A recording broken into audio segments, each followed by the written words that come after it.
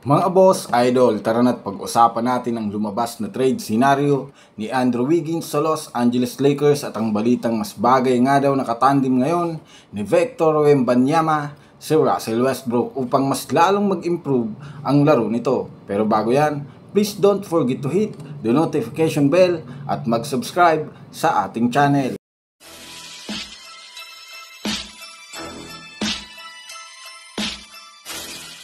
5 wins, 26 losses.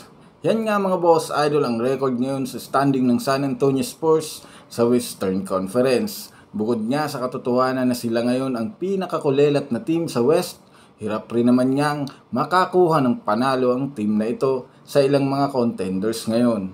May mga analyst rin naman niya ang nakakapansin na hindi sapat ang talento ngayon ni Victor Wembanyama upang maibalik muli sa dating lakas ang San Antonio Spurs. May ilang mga fans pa nga ngayon na nagsasabi na marami nga daw naiinggit na mga Spurs player kay Victor Wembanyama kung paano siya itrato at paano bigyan ng malaking tiwala sa kanilang team.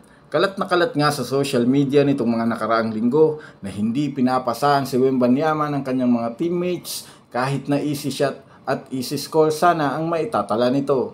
Kaya naman mismong si Kendrick Perkins na nga ang nagsuggest na mas mabuti na lamang na kumuha si Coach Greg Popovich ng isang veteranong point guard na makakatulong kay Wembanyama na magpapalakas sa kanilang puwersa.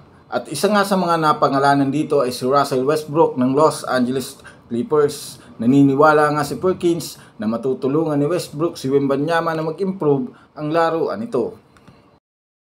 Sa kabilang dako naman mga boss, idol, tungkol kay Andrew Wiggins.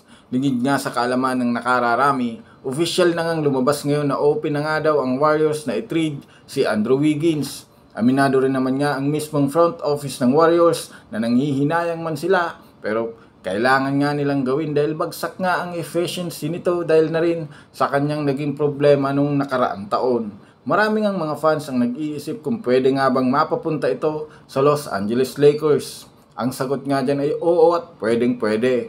Marami rin naman ngang mga trade asset ang Lakers para ipalit sa kanya katulad na lamang ni Hachimura at D'Angelo Russell. Pero kung susumadayan naman natin, mas kailangan nga ng Warriors ay isang wingman.